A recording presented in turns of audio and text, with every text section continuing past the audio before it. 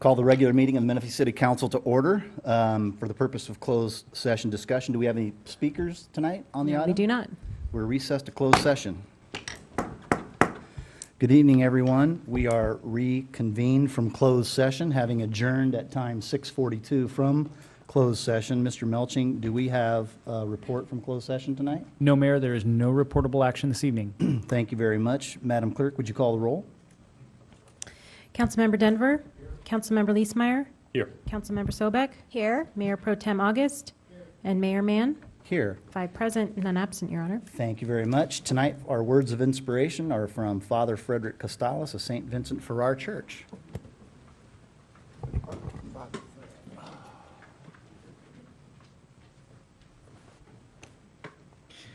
In the name of the Father, and Son, and Holy Spirit, amen. God of justice and mercy, thank you for the gift of life and the opportunity to serve the people of our city. Help us to act with character and conviction. Help us to listen with understanding and goodwill. Help us to speak with charity and restraint. Give us a spirit of service. Remind us that we are stewards of your authority. Guide us to be the leaders your people need. Help us see the humanity and dignity of those who disagree with us, and to treat all persons, no matter how weak or poor, with the reverence your creation deserves. And finally, Father, renew us with the strength of your presence and the joy of helping to build a community worthy of the human person. We ask this as your sons and daughters, confident in your goodness and love, through Christ our Lord. Amen. In the name of the Father, and the Son, and the Holy Spirit. Thank you, sir. Mayor Pro Tem August, would you lead us in the pledge? Please join me in the Pledge of Allegiance to our flag. Ready? Begin.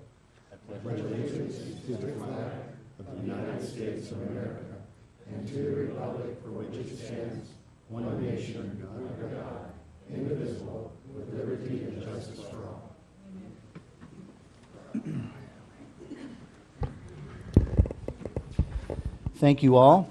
We have no presentations this evening. Madam Clerk, do we have any agenda modifications tonight? Yes, Your Honor. The applicant has pulled item 11.1. And that is all. Very well. Item 11.1 has been removed from the calendar tonight. On to public comments. Would you please call the first speaker? Rosemarie Elwright, followed by Chuck Reuter.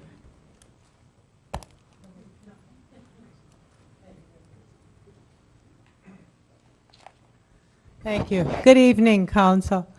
At this time, I would just like to, on behalf of the Sun City Civic Association, is to thank the City of Menifee for continuing the Cherry Hills Median Beautification Project. There's always a but. However, some of the plantings that are at the corner of Bradley in Sun City have caused some difficulties with people seeing oncoming traffic. They either need to be trimmed or removed, but we certainly appreciate the city's efforts in beautifying our area. Thank you. Thank you very much. Congratulations on your election. Thank you. Mr. Johnson, can we have staff maybe take a look at the visual acuity at that corner? Yes, Mr. Mayor, we'll do that. Thank you. Chuck. Good evening, Mayor, City Council, City staff, fellow citizens. I'm very proud to make an announcement that next week, the Community Access and Disability Center will be displaying Senior Low Vision KISS at the Senior Advisory Committee meeting next Tuesday. And then we're going to work on distribution here in Menifee. It's not going to be 2 or 3 KISS, it's going to be quite a few that will enable people who have low vision to stay independent. I just wanted you guys to know that. Thank you. Thank you, Chuck. No, Mr. Reuter? Doesn't hear me. Got hearing aid.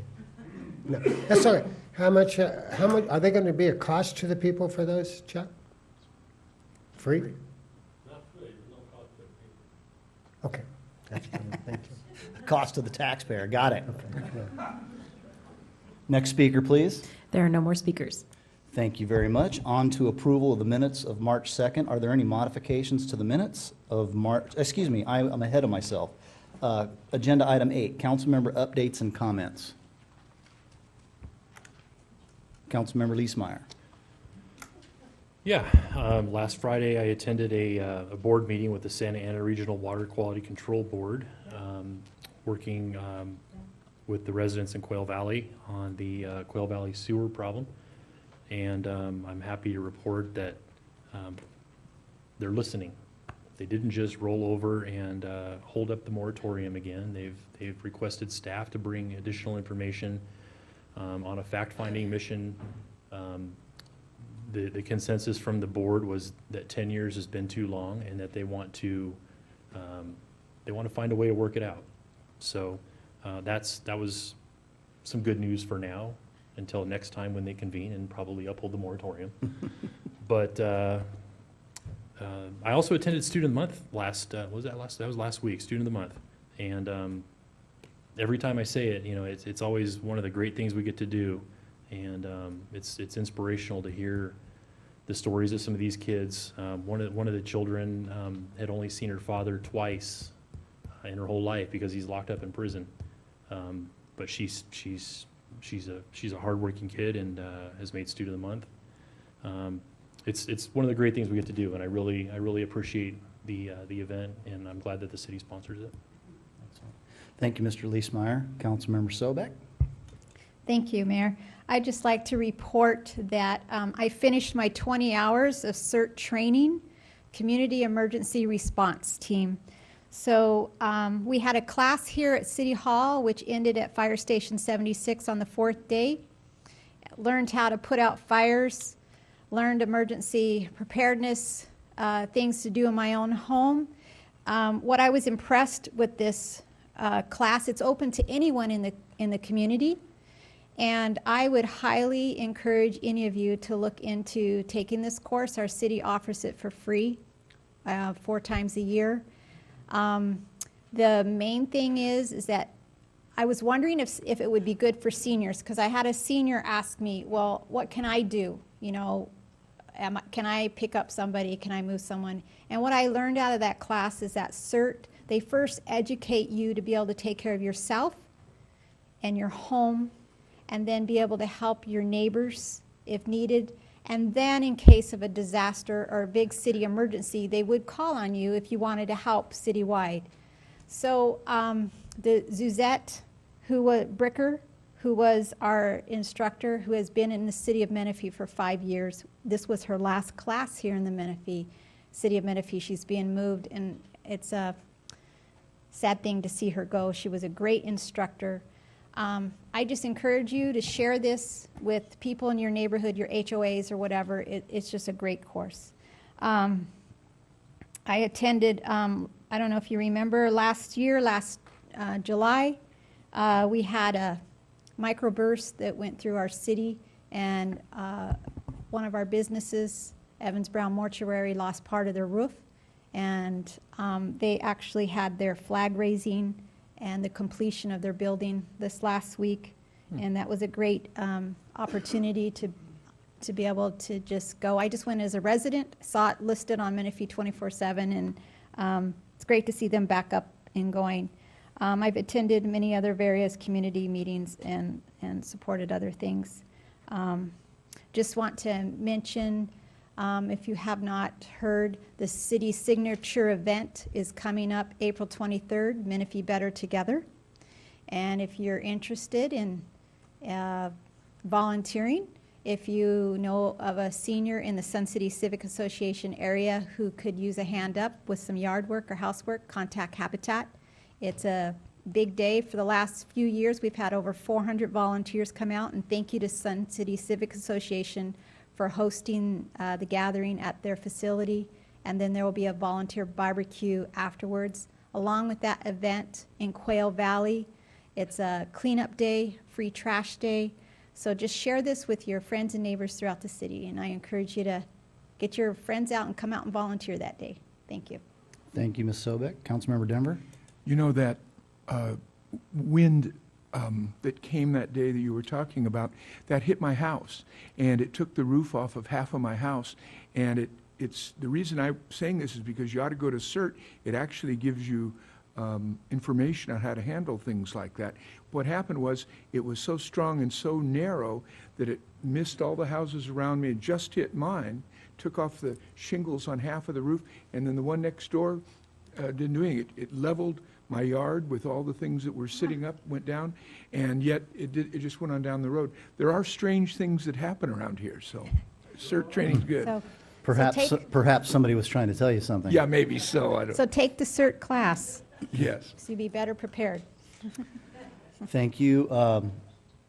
I attended the Riverside County Transportation Commission meeting last Wednesday, and there was nothing substantial to report out of that meeting except to say that there was a slew of bills that were introduced by local Southwest County, Riverside County legislators, and they're all nearly transportation and infrastructure related and environmental streamlining under the CEQA type processes, and they're bipartisan bills. So there was 10 of them, and I couldn't for the life of me remember all of them to report out. I probably should have written them down, but the commission unanimously voted to support all of those as introduced by our local representatives. Chuck, you mentioned, this is not council related, but since you mentioned it there, I just want to let you know that as part of my day job, I'm attending the National ADA Symposium in Denver, Colorado this year for 4 days, and I've signed up for a bunch of classes on some of the things that you've mentioned here and to me privately, so I'm going to get myself smart on those. And I just want to, in closing, I really wish to compliment staff yet again for another marvelous Menifee, award-winning Menifee Matters magazine.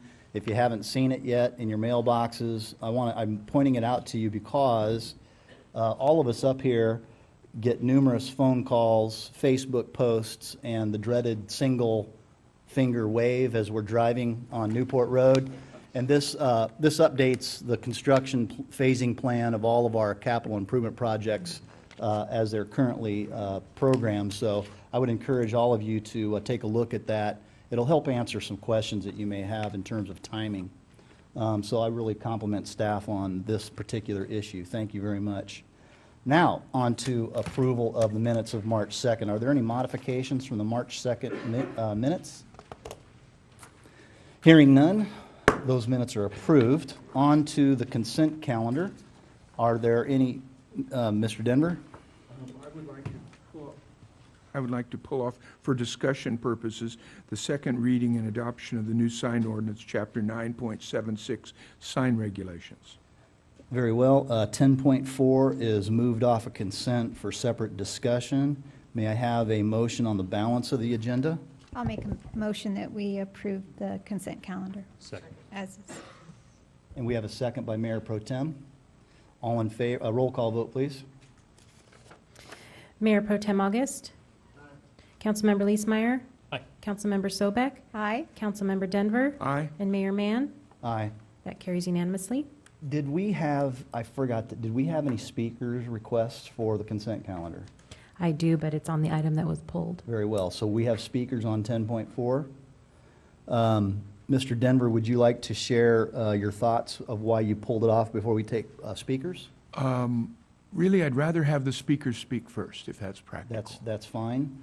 Madam Clerk, please call the first speaker on item 10.4. Tom Powers.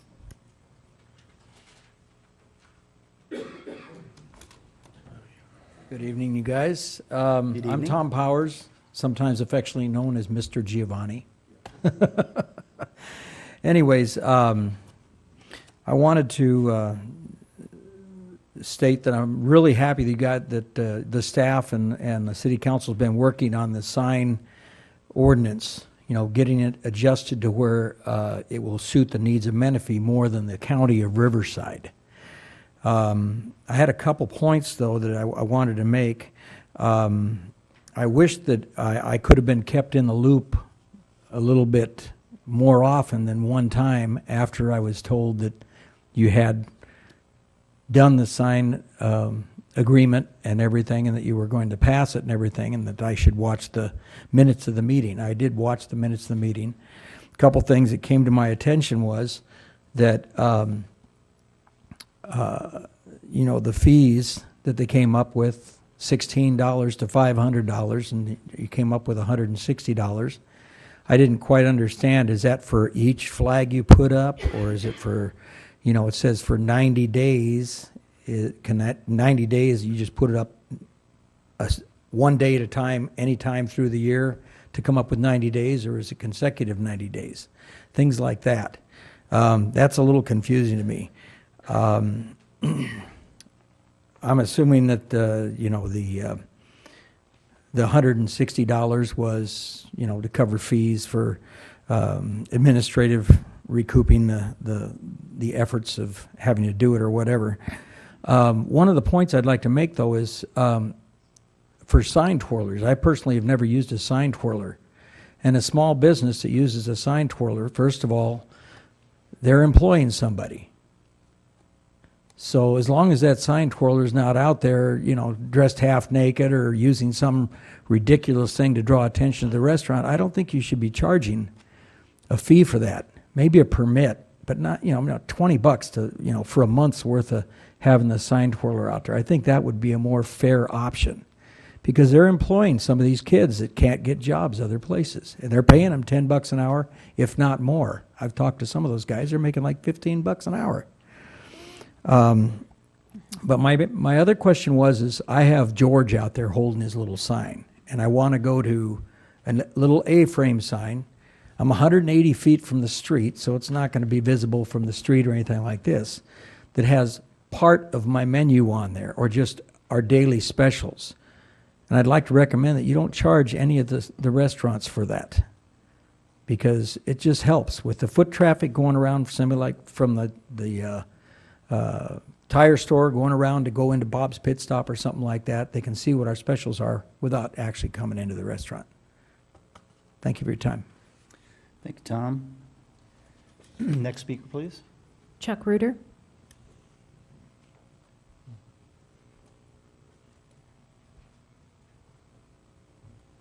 I need to find something out about this sign business. Some of you know I put campaign signs out on my yard. Does this affect the campaign signs? Because I don't know what it says. All it just says a sign ordinance. It doesn't say what it does. You hear what I'm saying? Yes. Yeah. So this has no bearing on that project, right? I don't believe it does, no. Because I want to find out later. You hear? Yeah. I believe there is. Okay. Thank you. Thank you. Campaign signs are excluded. Yeah. Campaign. Did you hear that, Mr. Reuter? Campaign signs are excluded. Are excluded. You're okay. There are no more speakers. Thank you very much. Mr. Denver, you have the floor. I've been talking a lot to a lot of people about this, and I want to repeat one more time that this ordinance is basically good. This ordinance is basically going to improve the way that Menifee looks. It's beneficial.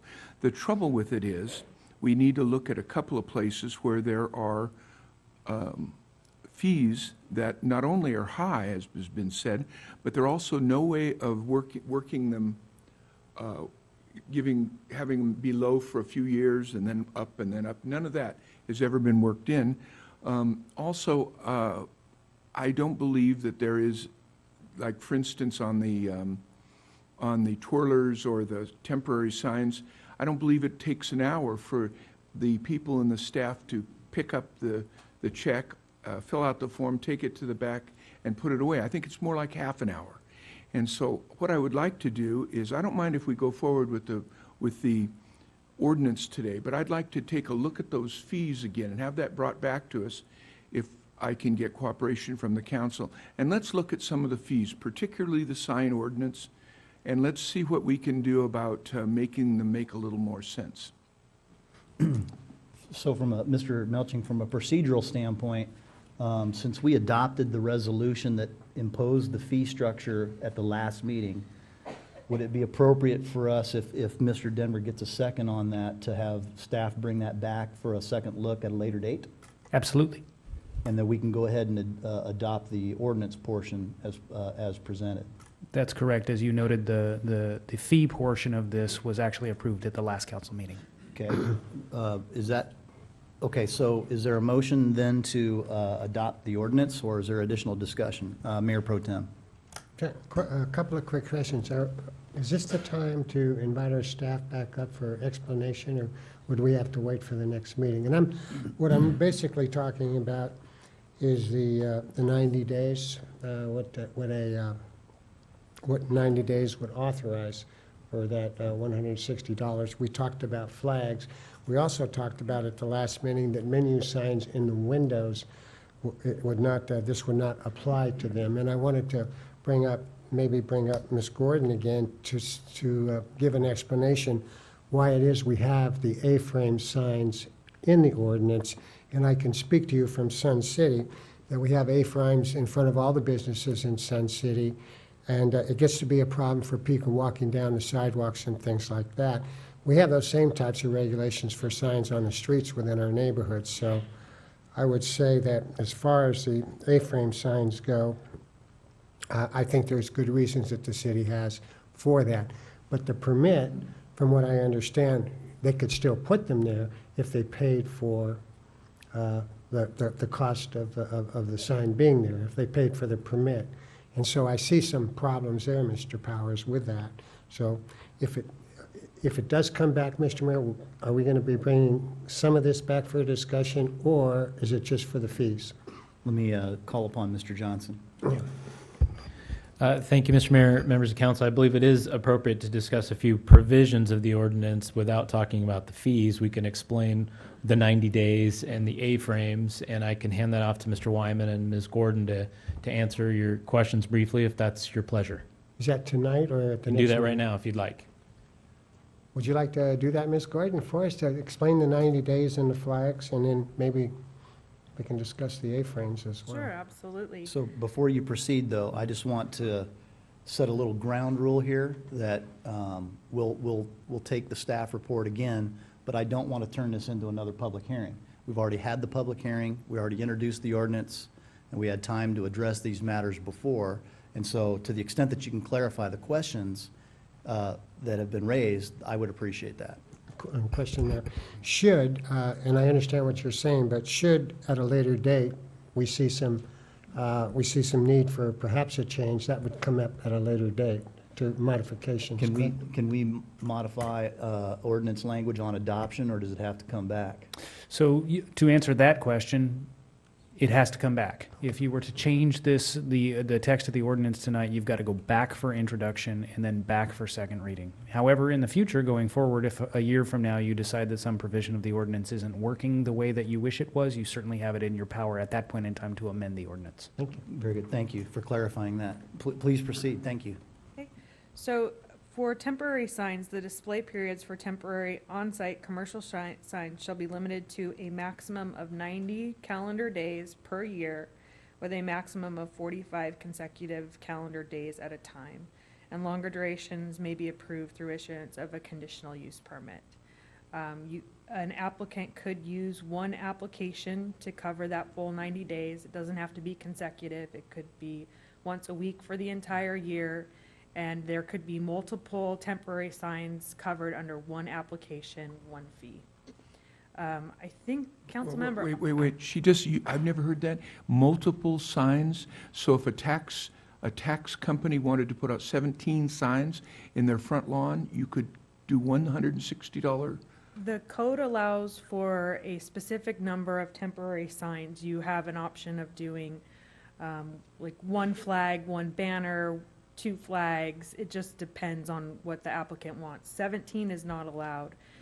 There's a maximum of 6, or let's go to, for the wall, a temporary wall sign or a flag, there's 1 per establishment, and there's 1 flag, and you have the choice of up to 2 of the temporary signs. So you could you're not going to get 17, but the number that's allowed is in the ordinance. The A-frame signs, Councilmember August pretty much covered everything on that. We do review them because they tend to block ADA pathways and just general paths of travel in front of businesses. Is there- So it would be okay for Mr. Powers to only have specials 90 days a year, correct, right, Tom? Never mind. Wait, sir. Well, let me ask the question I think you're going to ask. If he wants to put an A-frame in front of his business, up against his wall, close to, from his point of view, not blocking the walkway from his perspective, can he do that with a temporary sign ordinance fee? With a sign in the window, if the special sign doesn't exceed more than 30% of the area of the window, it can be on the window. No permit is required, no fee is required. But that's not what I asked. Was the A-frames touching the wall, but sticking out over the sidewalk, but not blocking it? Our code doesn't get that specific about a sign applied, a temporary sign applied to the wall. That might fall under the banners still, because banners are up on the building. They aren't blocking the path, but you still need a permit if it's a temporary sign.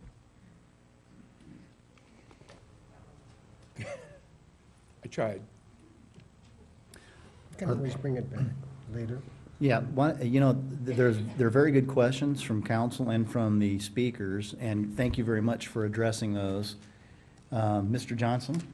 Thank you, Mr. Mayor. Members of council, I just want to make it available to folks who have interest and questions about the sign ordinance. Just call our staff. We'll work you through the process. We'll let you know what's allowed, what's not allowed. And if there's really an issue that can't be determined, then maybe that's an opportunity for staff to bring that back to the council's attention so that there can be discussion and a possible change to the ordinance. That's what I would offer. I like that idea because, let me use this analogy. It took us 5 years to adopt our general plan, and within 2 weeks, people wanted to modify it, and we all agreed to give the general plan a chance to work. Same thing with the economic development plan. Give the economic development plan a chance to work. I think that the amount of time, effort, socialization of all stakeholders, and I'm sorry, Tom, that you didn't get a look at this when we introduced it, but you certainly had input to this when we all had that big powwow at your restaurant with Greg and I and several other business owners. And again, the Chamber of Commerce had a cut on this, and so my preference would be to allow this ordinance to at least marinate for a while and then decide whether we make adjustments or not. But to the extent of Mr. Denver's motion to bring back the resolution to re-examine the fee structure, is there a second on that? Seconded by Mr. Mayor Pro Tem. And Mr. Johnson, do you have enough direction on that desire? Yes, thank you. Very good. Then at this point, I would really like to have a motion to adopt the signage ordinance. Motion to adopt. We have a motion, and is there a second? I'll second. We have a second by Councilmember Second. Sobek. Roll call vote, please. Do you have to read the title since we pulled it off consent? No. Okay. Roll call vote, please. Councilmember Leesmeyer. Aye. Councilmember Sobek. Aye. Councilmember Denver. Aye. Mayor Pro Tem August. Mayor Mann. Aye. Good discussion, good ideas, and thank you all for working that through. Agenda item 11.1 was removed at the appellant's request, and so we are on to agenda item 11.2, ordinance number 2016-191, code amendment number 2016-037, extending time for use of plot plans. Mr. Johnson. Thank you, Mr. Mayor, members of council. Mr. Wyman, Development Director, has the balance of the item, and I believe Ms. Gordon will be assisting. Yes, thank you, Mayor. Lisa Gordon, our planning manager, has the presentation for council. Good evening. We're presenting an ordinance tonight for extending plot plans, the time to use them.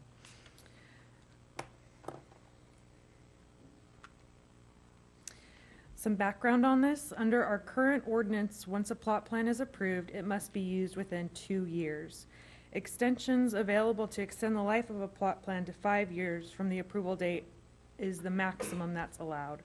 So once it's approved by Planning Commission or Council, there's 2 years to start construction, and then there are extensions that can extend it a maximum of 5 years from your approval. The economic recession beginning in 2008 severely and negatively impaired the ability of property owners to finance new developments in Menifee. The city's economy is strengthened by well-planned development of properties in order to meet the employment and economic needs of the community. In order to preserve the substantial efforts of property owners to develop new projects, the extensive reviews of those projects by city staff, Planning Commission, and the City Council, this amendment is proposed to allow for the extension of plot plans beyond the provided expiration date if certain findings can be met by our Planning Commission. This ordinance amendment was presented to the Planning Commission on February 24th. The Commission recommended approval of the code amendment with the following. A maximum of 10 years from the approval date was determined to be the maximum extension for the plot plan that would be allowed.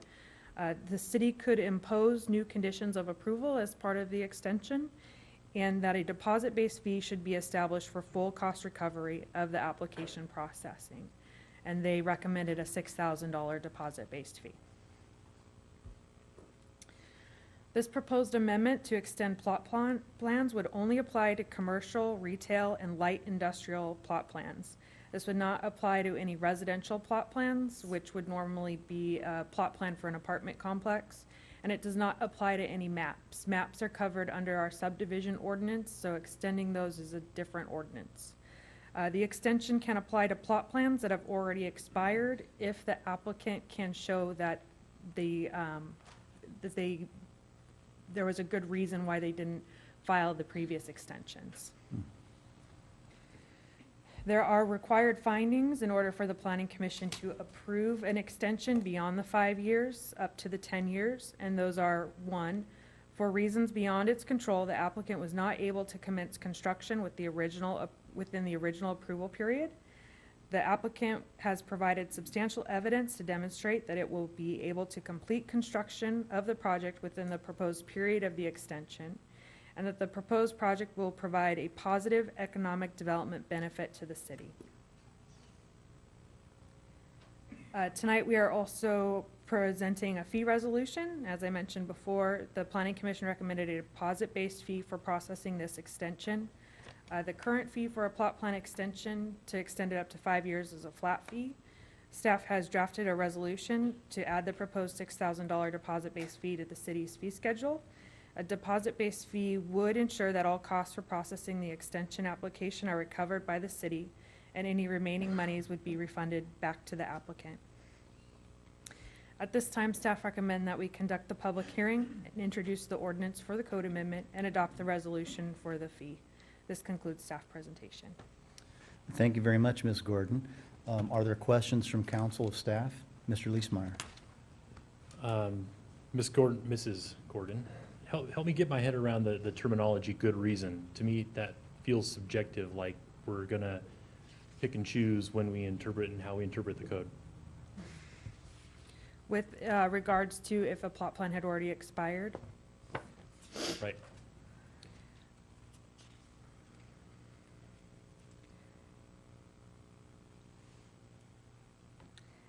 The ordinance specifically says that the applicant needs to show a good cause for not seeking and obtaining an extension prior to the most recent expiration date. It will be up to the Planning Commission to determine if the evidence is good cause. Okay. A lot of the plot plans we have, it's been funding, difficulty getting funding for the projects. We have some in the Romoland area where they were prevented from moving forward with construction due to the Romoland Homeland Master Drainage Plan. So that there's a lot of examples we already know of good cause besides just the economic recession. Mr. Johnson. Thank you, Mr. Mayor, members of council. I'll have to take credit for this being a great idea because as we were discussing Line A and its development as it came through the northern portion of our city, we did recognize that we're a handful of retail, commercial, light industrial projects that have, through no fault of their own, lost their timing on their plot plan because it was tied to Line A being developed. And since Line A wasn't developed and wasn't started for 20-some years, it didn't seem right, in my opinion, and an economic development incentive opinion, to have those expire and have to go through the process all over again once Line A was actually coming through. And we know the economic development stimulus that's going to provide, and some of these projects will help jumpstart that area to be improved. So that's kind of why we wanted that, why we think it's a good idea. It's an economic development incentive, and it's to bring back that portion of our community into a newer, more vibrant, economically active area for our city. Thank you, Mr. Johnson. Mr. Leesmeyer, you still have the floor after I hear from the city attorney. Yeah, Mr. Leesmeyer, I wanted to expand upon the answer that Ms. Gordon gave, because in the instance of a plot plan that has already expired, the first of 4 criteria that are applicable is a showing of good cause why the request for an extension wasn't made prior to the expiration. But once that showing is made, the remaining 3 showings also have to be made. And they are that there were reasons beyond the control of the applicant why the construction wasn't commenced during the original period, that the applicant can make a showing that the construction will be commenced during the extended period, and that the applicant can make a final showing that the proposed project will have a positive economic benefit for the city. And all of those things were made to kind of create a box around the way discretion would be exercised on applications of this sort. Thank you. That clarifies it perfectly. Second question, Lisa, how come this amendment precludes residential? It's only looking at light industrial, business, and commercial? Because the goal was to allow for extensions of plot plans that provided an economic benefit to the city. And residential doesn't typically have an economic benefit, not in the same way that retail, business parks, and commercial projects do. Okay, no more questions, staff. Mr. Denver? When a person has a plot plan, and now, what is the cost for extending it for the period of time that it's allowed now? And does the $6,000 fee deposit go on top of it? No. Right now, extensions of time, they only extend a plot plan out 5 years from the approval date. So when we review and approve an extension of time for a plot plan, it's a plot plan that our planning commission or city council has already approved. So we approve it administratively. It doesn't go to planning commission. There is a flat fee of $3,155 for the processing of that plot plan extension. This new extension to extend a plot plan more than the 5 years, from 5 to 10, that has to go to planning commission. So there's more work involved. And also these plot plans are going to be older. So there's going to be more inconsistencies with development codes, water quality standards, traffic related items. And so it's going to require a little bit more review. And that's why the planning commission recommended the deposit-based fee. Did I hear you say that you're not really charging an additional $6,000, you're charging an additional $3,800 or whatever it is? Yes.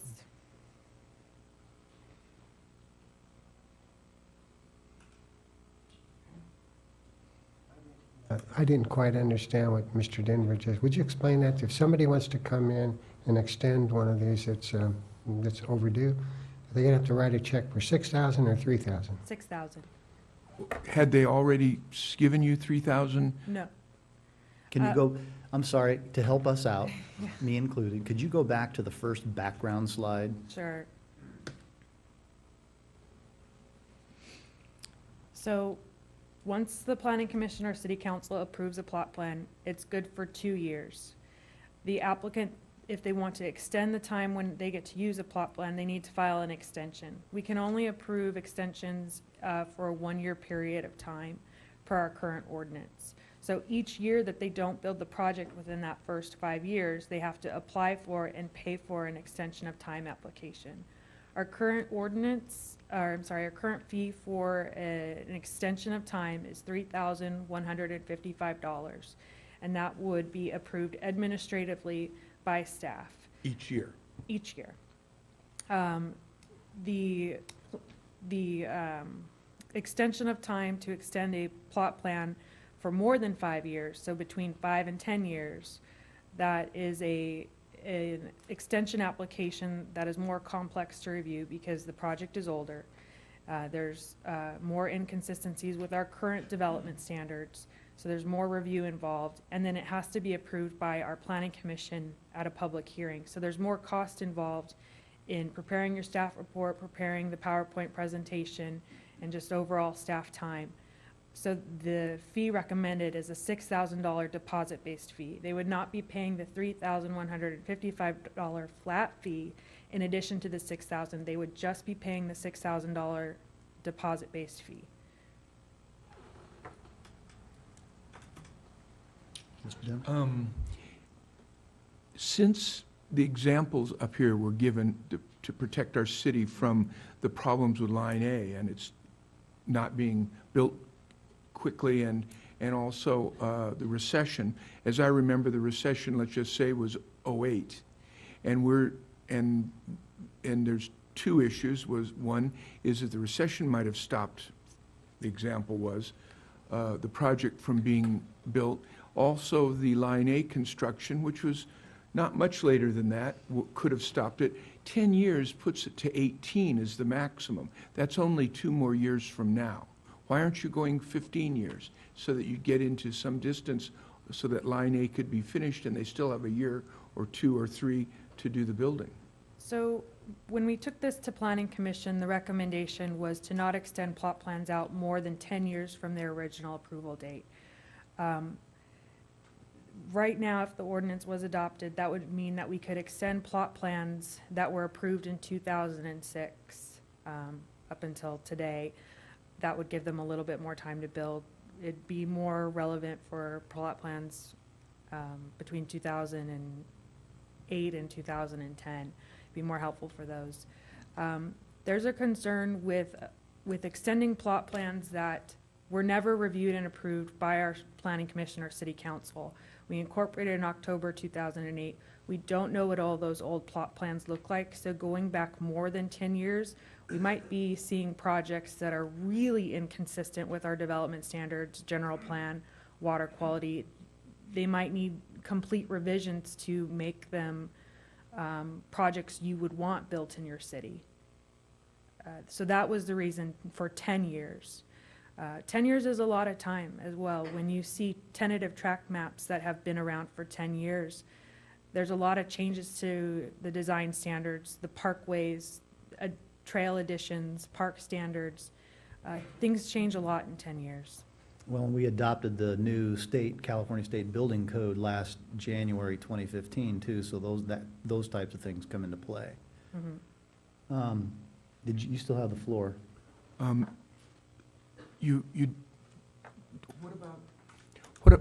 even do this. What about the issue of the recession? I'm not talking about, I didn't ever think or thought about going back further than 10 years. That isn't a consideration. I'm saying if they stopped their building in 2009, if they couldn't get it going, and then right now you can't build with Line A the way it is now, and it might be another, year before Line A gets finished. And so you're giving them about 6 months at the end if they had their permit in '09, say, or maybe '08. I'm not talking about putting it back 10 years. I don't care if it's before '08, you can just say no to them for all I care.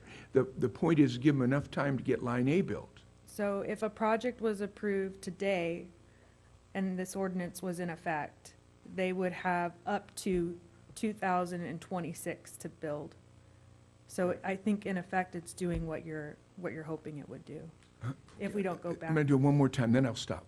If somebody pulled a permit in '08 and the recession stopped them, and then Line 8 and they stopped, then they want to do it now, and we give them 10 years from '08, that's 18. Line A isn't going to barely be done by 18. Line A is done east of the 215, and those development projects east of the 215 can move forward. There's interim improvements, which I believe are done west of the 215, that allows a lot of projects to move forward. Maybe not every single project, but I'm not aware of any plot plan applications west of the 215. I know of 3 east of the 215 around Highway 74 that would benefit from this. There's a ordinance. commercial project down on McCall and Menifee Road that the mayor and I and several of us went out to, and it stopped because of Line A. They did, but that would be a project that could move forward because Line A has been completed now. They could move forward now. Plus, that project also has a development agreement that gave them extra time. I think it gave them 15 more years to build. With Line A as a consideration, and now that Line A has gone west and under the 215 and places like that, and the drainage culvert on the north side of Ethonac and things like that, and east along the railroad tracks and elsewhere, south of the railroad tracks, that's unlocked projects. And so those can move forward. So kind of just taking Mr. Denver's question a different way, though, I'm intrigued by the question. What if someone, this is a hypothetical, if someone had a plot plan approved in 2008 and they had it extended to the maximum of 5 years to 2013, it's now expired. On the day they bring it forward, this ordinance would allow them to resurrect that project for up to 5 more years. It would allow them to resurrect the project for up to 10 years from their original approval date. Okay, so under that scenario, it'd be 2018. 2018. Okay, got it. So I wasn't quite clear, though, either on the way we're doing business now for the maximum of 5. After the 2-year, it's a 1 year at a shot extension. Is the flat the 3,155 a flat fee per year? Yes. So looking at it another way, all right, that is almost $10,000 for a 3-year extension. This is a $6,000 fee, deposit-based fee, for a 5-year extension. Mm-hmm. So do the math. I mean, it on its surface it looks high, but when you compare it and analyze it through that lens, it's a little bit more palatable. Yes. Okay. Are there any more questions of staff at this juncture? Mr. August? You can take another crack at when we. Anyway, so would you mind explaining that 3,000 again? So it's good for 2 years and a 1-year extension, so that 3,000, whatever applies to each one of those years.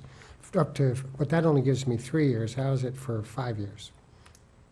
So that's our existing extensions and our existing ordinance and existing fee schedule. If a plot plan is good for 2 years, then a developer doesn't build their project within the 2 years, then they file an extension. It's good for 1 year, and it's a flat fee of $3,155. And then if they don't build it in that year 3, then they have to file another extension, another fee. And then if they don't build it in year 4, they have to file another extension for year 5. And it's For the fee- 3,000 for each extension? Yep. Okay. But in any of those evolutions, the that's administration approval, and not the planning commission is not involved. Correct. And why does it cost more for the planning commission to be involved? I probably know the answer to that, but I'll give you a chance to excel here. There's more work. There's a staff report, there's a public hearing notice, there's creating labels for surrounding property owners, there's sending out all the mailing, there's publishing in the newspaper for the notice. You have to prepare more documents for the staff report package, more exhibits. You have to prepare a PowerPoint presentation. You have to present the PowerPoint presentation. It's just more work involved. And if the planning commission decides to bring it back and bring it back and bring it back again, is that included in the 6,000? The 6,000 is a deposit-based fee. Could so go higher then. It could go higher. Okay, could go lower too. It could go lower. Okay, thank you. I have another question. The discussion prompted another. What is the initial fee for a 2-year plot plan? The initial deposit for a major plot plan is $10,000. There are additional fees for other department reviews that we have contracts with. Okay, for the sake of argument, 2 years at 10, up to 3 1-year approvals at 9,500. So when you look at it that way, from its infancy to a 5-year point, that's $19,500. In this particular case, to get another 5-year extension, it's only $6,000 as proposed. Correct. It's up to 5 years. So let's say it was a project that was either already almost expired, like the example you gave, a project approved in 2008. It would be 6,000, but it'd only be for about a year and a half. So it's up to 5 additional years. Okay. Well, you helped me make my point one way, and that you actually gave me another way to calculate something later. And one more question, Mr. Mayor? As long as we're not asking it the same thing a different way. No, you prompted my question, I prompted you, like this. But anyway, question. In your field of experience, with your long experience, we're on what they call, I think it's, what is it, fee-based budgeting or cost budgeting. Another time, anybody ever moves a pencil at the city, there's going to be a charge, something like that. Okay, generally. You know what I mean? If it moves from one office to another, there's going to be a certain charge involved with that.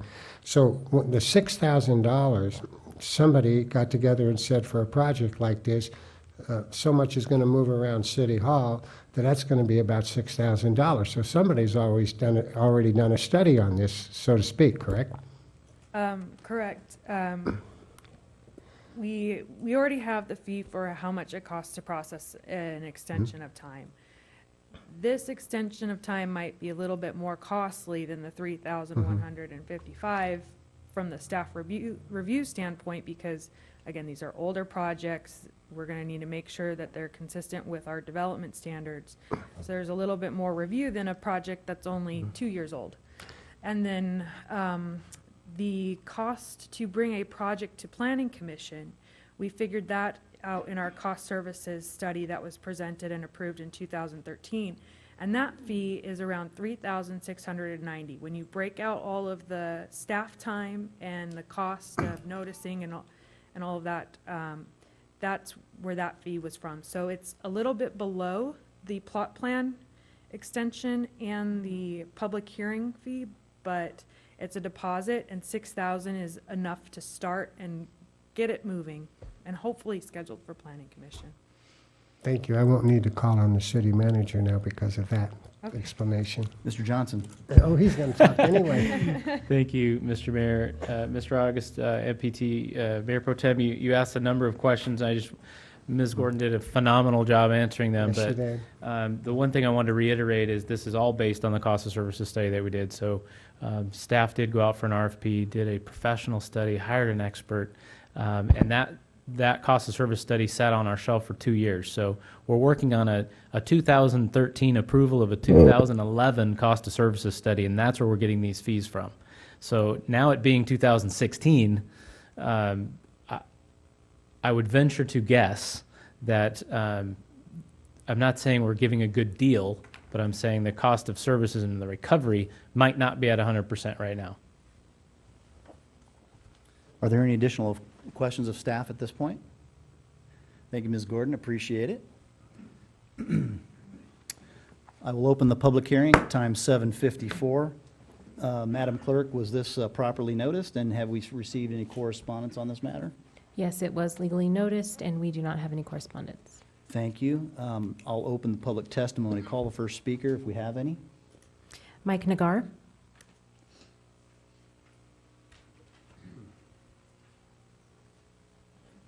Good evening, Honorable Mayor, members of the City Council, and staff.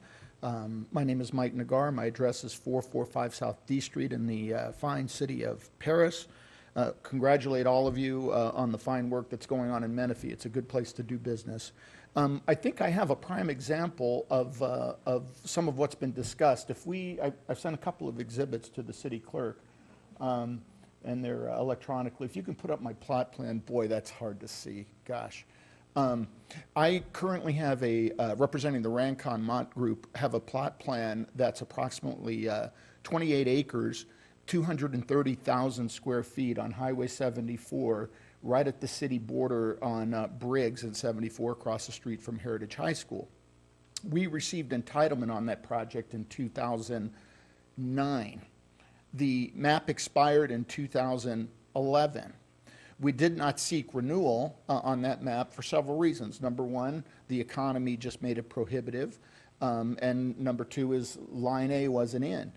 Keeping in mind that in 2009, we're good for 2 years, and then we would only be good for 3 one-year extensions, there was no way from 2011, 12, 13, 14 that we could have met the criteria of the code and been under construction or commenced the project.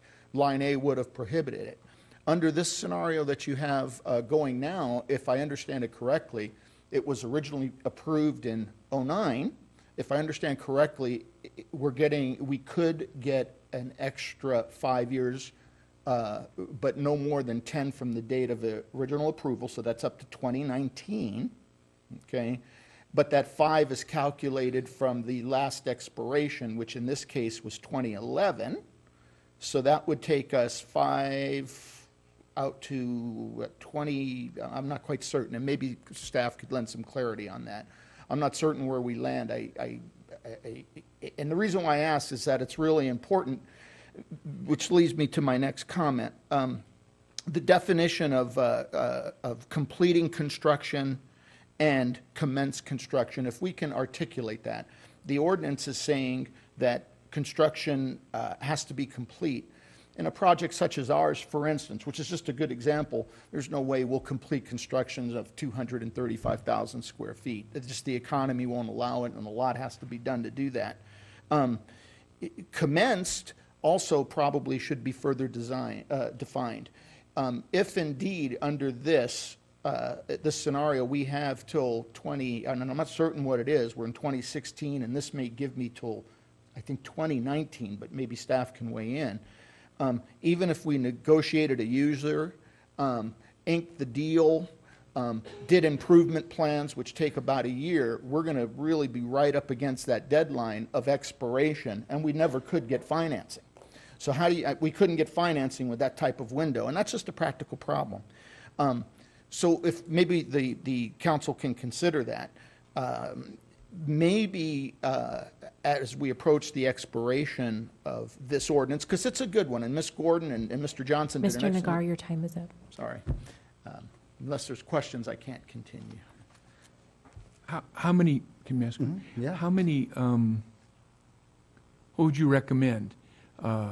15 years total, but not go, I understand we're not going to go back before 08 or any of that, but I don't see, this is exactly what I said. I wasn't as clear as you, but I don't know how many more years you need. It may just be so many that you just can't. If it's 20 years, I don't know how you do that.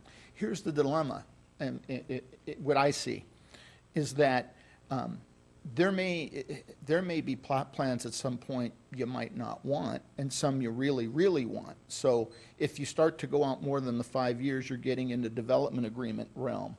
And I was going to recommend that perhaps that post this ordinance, maybe a streamlined development agreement plan could go into place to where right now it's about $15,000 to do a development agreement with the city, give or take. You start to get into these fees, and when there's no guarantee of construction, not a lot of people want to invest in these things, and so it's really hard to come up with the money. But if there was a very easy development agreement that didn't lock in fees, it just locked in some additional time, everybody gets what they want for the plot plans that you want to preserve. Mr. Melching. Thank you, Mayor. One response to an item that Mr. Nagar raised, and then a clarification, hopefully, that you'll find useful. First, the cap on the duration of the extension is not 5 years. The overall cap is 10, but there is no rule that says that because in his instance, the original map expired in 2011, that 2016 is the outside date. The duration of the overall extension is 10 years, and there's no 5-year limit from the date of last expiration. So in that circumstance, 2019 would be the outside date, not 2016. The second thing is with respect to the clarifications on commencing and completing construction, I did want to remind the council that this is an ordinance that has already gone through the Planning Commission, and if there was a desire to amend the ordinance to include provisions of that sort, the remedy for us all tonight would be to remand this ordinance to the Planning Commission for its consideration of those additional terms. Mr. Johnson? Thank you, Mr. Mayor, members of council. Mr. Nagar, thank you very much. Appreciate your input. I also believe this is another way that we have to have another tool in our toolbox. We have a business incentive ordinance that allows us to do several things. It allows us to incorporate some economic development benefits, and as Mr. Nagar stated, a development agreement would certainly be favorable in these instances. What we're trying to do here, though, is resurrect and allow those folks who have expired maps to bring them back and make them whole. From that point, we can then start talking about a development agreement. But I don't think we had a mechanism, and you can correct me if I'm wrong, but we didn't have a mechanism to resurrect expired commercial retail development plot plans so that we could enter into development agreements. If it was simply easy as going out and seeking these wonderful projects that we hopefully will see develop here in the future and doing a development agreement, we would have done that. We had to create a mechanism to get to that point. And I think the three key components that force the issue of the viability of the project and to put it back through the Planning Commission are really important to us.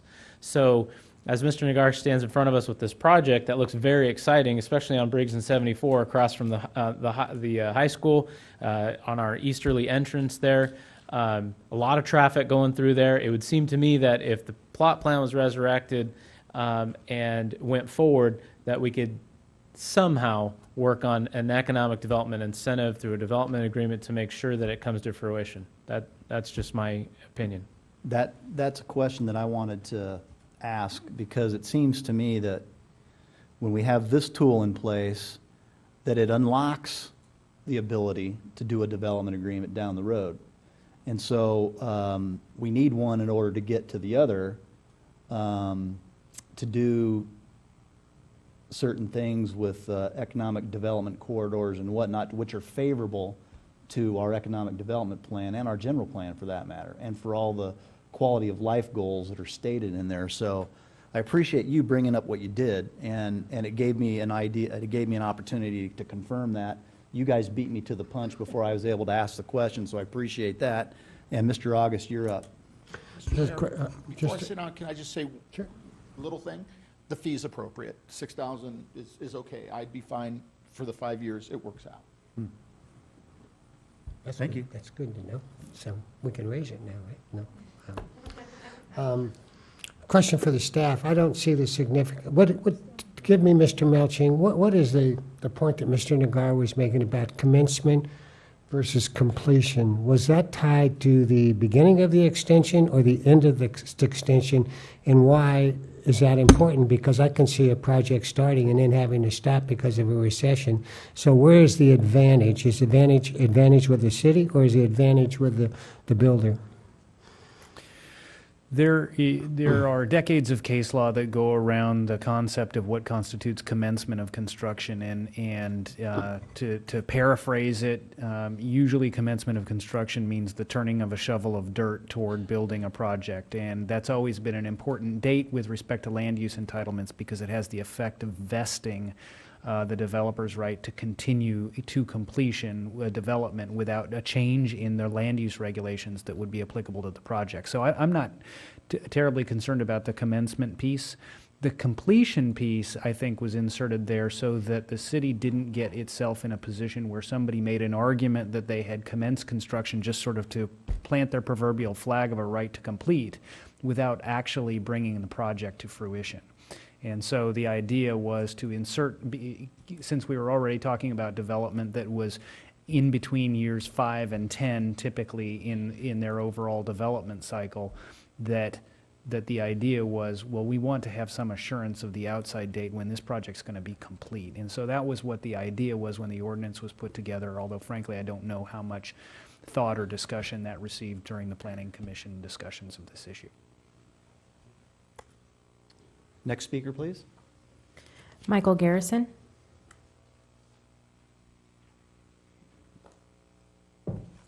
Good evening, Mr. Mayor. Good evening, City Council. Good evening, everyone. My name is Michael Garrison, representing the Riverside BIA.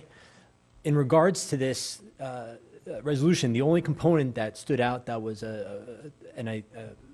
Leesmeyer brought it up, is why residential is being treated differently in this case. In a situation like this, landowners on both sides, the residential and the commercial, light industrial, should all be looked at equally as good investments for the community, where it behooves everyone to treat the landowners, whether it be for residential plots or whether they're zoned for commercial plots. That's the only point of contention that that our industry just would like to point out and understand a better understanding of it. We'd like to see the residential plots incorporated as well. Could staff reiterate the staff's position on why we went with just the commercial light industrial piece for the economic benefit? Yes, Mr. Mayor, members of council. It's a very long philosophical question that I'll try to break down very simply. As we're all aware, the cost for police and safety, fire and police, public safety are rising to the point that our property tax and sales tax do not cover the costs of those. The idea is that the economic benefit is far outstated with a sales tax generating and property tax generating commercial, retail, and light industrial business versus another bit of housing that may impact several pieces of our infrastructure with roads, streets, police and fire, code enforcement. Those issues are typically paid for by a retail and commercial development, whereas more homes, more residential piece would actually dilute that talent or that ability to cover those costs. Okay, thank you for that. Let me ask a question before I give it to you, Mr. Denver. With respect to the residential piece, and if getting back to what you mentioned earlier, Mr. Melching, if we were to add such a substantial, that would have to clearly go back to the Planning Commission and go through all the public noticing requirements, additional staff time, 45-day noticing, first reading, adoption, et cetera, correct? Correct. With that being said, is there anything that precludes us from adding a residential feature to this at a future date after further review and discussion? Not at all. Okay. Mr. Denver. I sell properties in Paris and Menifee. In Paris particularly, this discussion has come up many times, and the argument is made that the inexpensive homes in Paris do exactly what our city manager says, but at about $350,000, it changes, and they break even. Actually, it was 325, I think it was. And so if you build over 350, they actually contribute tax money to the community because of the taxes and because of the, although they just say and other things like these people go into the, those citizens go into the businesses here in town and spend money. But I don't agree that a housing tract today that's built at the prices that we charge now, which is approaching $400,000 for some, that those actually cost us money. And we've had several studies that showed that, so I'm not sure I agree. Mr. Johnson. I don't want to dispute you. We each have our opinions. However, if you took a $400,000 home, the sales price, the 1% tax that's on that is a certain dollar amount. I think it's $400. Take that $400 and give the city 12.74% of that $400, and you're looking at an average home of $400,000, putting into the city's general fund about $120 every 6 months. So with $265,000 per deputy, I would challenge that you would need a large number of homes to pay the police and fire safety costs, whereas a retail commercial gives you 1% of the total gross sales, which comes directly to the general fund. It's to your pay for that. opinion that the gross tax on a $400,000 homes is $400? It's $4,000, and then 0.1274% of that 4,000 is around $400. Actually, it's closer, it's not 1% because all the new homes have The city's general fund only gets 1% of the cut of that. It does not get up to The 2%. taxes on a It doesn't get. $400,000 home is not $4,000. It's $5,000. I'm talking about the taxes that actually come to the city as revenue. It's not $5,000. It's around $400. Mr. August? Yeah, just quick, and to address something, mention something Mr. Denver said. On our latest report, from people we consult with, the average mean household income in the city of Menifee is $372,000 and a couple of hundred. So that would indicate to me that there's far many houses in the city of Menifee selling for under $400,000 than selling close to or above $400,000. And I think the city only makes 12 cents on every tax dollar, every property tax dollar. So I think that's where Mr. Johnson was trying to say the city doesn't derive that much out of money out of every property tax dollar that the taxpayers pay. And I think that was the point that Mr. Johnson was trying to make, I think. And the other points are that, the commercial retail are economic drivers at a greater rate than the property tax on a single-family home. However, we all recognize, too, from previous discussions of projects that we've had come through our city, that we recognize that there is a balance between homes. You have to have a certain amount of rooftops to have a market in the first place for commercial to go in.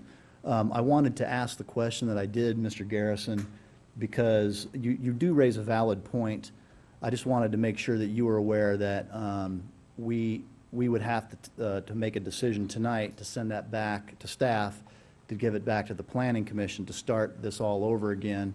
And it may be a better discussion later to have of whether we consider to add a residential component to this at a future date after some more discussion and study. Mr. Mayor, absolutely, and obviously that's, I can only bring the concerns of my members to your awareness. Again, maybe it's a philosophical discussion on what's more valued where. That's ultimately for you all to decide. I'm just, again, expressing some of the concerns of my members. Yep, duly noted, and we understand those, and we appreciate your comments. Thank you very much. Next speaker, please. There are no more speakers. Is there anyone else in the audience that wishes to speak on this matter before I close the hearing? Going once? Going twice? This public hearing is closed at time 8:13. We're inside for a council discussion. Mr. Leesmeyer?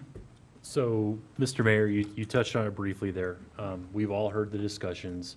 We all want the Trader Joe's, but they all say, we're not coming to your city because you don't have the rooftops to sustain it. And my fear in this, in leaving the residential side out of it, as we've all heard all night long, is that we're going to kick these cans down the road because the economy's not right. But if we're going to, maybe stifle isn't the right word, but if we're not going to include residential in that discussion, I don't see how these commercial projects are ever going to get built. Because frankly, we have a lot of residential now, and some of the commercial is already complaining, especially in this area. This part of town needs the residential component for a project like Mr. Nagar's to even be close to sustainable. So, I would welcome more discussion, because again, the economics of a commercial center that would produce the tax revenue and everything that we talk about with commercial centers, they need the rooftops. And I just don't see how this gets us there. Okay. Let's see. I'm going to go to staff first. Mr. Johnson? Thank you. We would be happy to research any residential developments that we believe the plot plans have expired, but I don't believe we'll find any. Sorry. So, yeah, one thing I did want to add on that. There, there is a project, actually, in the south end of town, the Cantalena project. It's and that's got some apartments in there. Having this, according to what Lisa said, in the ordinance would give us another crack at that project, and that's That's in a specific plan, though, isn't it? Yeah, actually, the Cantalina specific plan has approved track maps Yeah. for single-family residential. There's a parcel that can accommodate condos, but to my knowledge, there's no approved plot plan for apartments or condos on that site. This extension would apply to plot plans only, not subdivisions, not tract homes, just plot plans. And right now, under our current ordinance, the only residential we can approve with a plot plan application is apartment projects, multifamily housing. So it's not tract homes or subdivisions. Tract homes and subdivisions are covered by Ordinance 460. And under Ordinance 460, tract homes, the maps can be extended up to 8 years. And as we've seen with the recent economic recession, our state legislator has passed 5 automatic extensions that add to that 8. Yep. So they've already gotten quite a bit of assistance in keeping those maps and those residential projects alive. Thanks. I don't know who was first, so I'm going to go alphabetically. Mr. August. No, real quick, I wanted to respond to something. I wanted to respond to something Mr. Leesmeyer said. He said we need more rooftops. And my point, Well, you're taking it out of context. why? If you want to get that commercial that's on that map that Mr. Nagar put up, all the people that he's going to want to land on there are going to say, we don't have the rooftops out there to sustain that project, so Well, we're there- not ready to build that. There's a lot of other reason why business doesn't want to, it depends on what's under those rooftops, and there's lots of demographics involved. It's disposable income, it's the quality of education, it's not just rooftops. So they consider all those elements when they're thinking about bringing business to town. So I just wanted to make the point, it wasn't about rooftops. And later on down the line, unless I hear something, I'm probably going to recommend that we go along with the staff's recommendation, but I want to hear the rest of the comments tonight. Ms. Sobek? Thank you, Mayor. Councilmember Leesmeyer, I just want to, so because there's people here in the audience, on this Trader Joe's, I want It's a to hypothetical. I want That's to the one say we what I always talk heard. about. I want to say what I heard them say, so people know that our city staff has worked diligently. In fact, I know developers who have worked hard to get a Trader Joe's or like a Trader Joe's here. Yep. But in the Trader Joe's own words, they said the city of Menifee does not have enough college graduates for their business. Okay, so I want that clear. But yes, ouch. That's why their competitor Aldi is coming here first, and they're beating them to the market. Yes. I think that's So- short-sighted of Yes. Trader Joe's. I do too. But I want to thank our staff member, Mrs. Gordon, for being so well prepared. Every question that's asked, you're always so prepared, and I just want to thank you. You're right on top of it, and you're very, very helpful. I have a question for staff. Since these projects would come before Planning Commission on the question that Mr. Nagar kind of touched on, would these be considered on a case-by-case situation as they did come before, if there was anyone close to having an expiration date? For instance, and our city manager mentioned there's a development agreement, for example. That would just put a lot more opportunity in our toolbox to be more creative. Yes, the extensions would go to Planning Commission. They'd be reviewed on a case-by-case basis. Once the plot plans were extended, an applicant could also file a development agreement to extend the life even further, which was something we've done before, and that goes to Planning Commission, and then ultimately it's approved by City Council. Okay, so that would help a developer be able to get their funding. That would make us business-friendly, and we would be accomplishing our goal by providing a positive economic development benefits.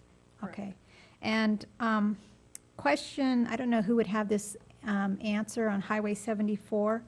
Is that considered an arterial highway? And do we have 20 to 30,000 trips a day down that road?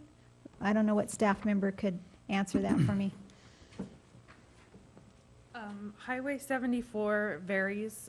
There's going to be a realignment of 74, so as 74 hits Watson, I think, or maybe further east, it turns into an expressway. So it varies between urban arterial and expressway. Right. So that would give any business like Mr. Nagar's that comes in there the traffic that it would need to sustain that type of development. Correct. There's also quite a few employers in that area with the Heritage High School, Eastern Municipal Water District. The gas company has offices there, UPS. So there's a lot of employment in that area as well. Thank you for answering my questions. And That's all I have. 3,000 hungry high school students. Yes. Mr. Johnson, you had your light on. Thank you, sir. I was just going to add, next to an elementary and a middle school, and next to the Ashley Center that has softball, baseball, soccer, volleyball, an indoor basketball courts, and a child development center. So there's a lot of activity around that corner right there for active folks to get in and out of a retail center like that on a daily basis. Probably about 20 to 25,000 car trips a day, I would assume. Geez, there's so much going on up there. Why isn't the project built yet? It couldn't go forward without Line A. Yeah, exactly. Gotcha. Which I'd like to speak to the creativity and compliment staff for even bringing this forward in the first place, because it's a recognition of it's a recognition of several things at the same time, and how do we stimulate the economic activity. We transitioned from the county to the city. We had an issue with Line A. Mr. Denver and I, Mr. Nagar, Mr. Johnson, Sean Nelson, and 15 or 16 other people, started meeting regularly to figure out how we could get Line A moving, and we solved that, and look what's happening. This ordinance, this creative ordinance, provides a pathway for those projects that got caught in the economic downturn, a transition, and while waiting for a major infrastructure project to come and make their projects go. So I'm with Mr. August. I'm ready to move this forward, but I really would like to address one thing. Were you prepared to make a motion? But, yeah, sure. Go. I want to talk about the fee for just a second. I won't sleep at night without talking about the fee in this context. I'm going to use Mr. Nagar's project because the math is easy for me to figure out. By his own testimony, the project was approved in 2009 and expired in 2011. And under this ordinance, the maximum time he would get, at least from a plot plan standpoint, irrespective of a development agreement, would be to 2019. So this is 2016. The fee structure as it is, it doesn't take into consideration the length of time that may be left for an applicant to take advantage of this ordinance. So in this particular scenario that I'm articulating here, he would have to pay $6,000 for a 3-year extension. Then a $15,000 fee, which we all know is the cost of doing business, and no one's really complaining about that, to enter into a development agreement and perhaps extend it a little bit longer and negotiate some other amenities. So in that scenario, I'm wondering if you would entertain, my colleagues would entertain something such as this as a compromising situation. I respect everything that staff brought forward from a deposit-based fee structure, and I compliment the Planning Commission for their great work in this area and arriving at that. What I'd like to propose to my colleagues is something such as this.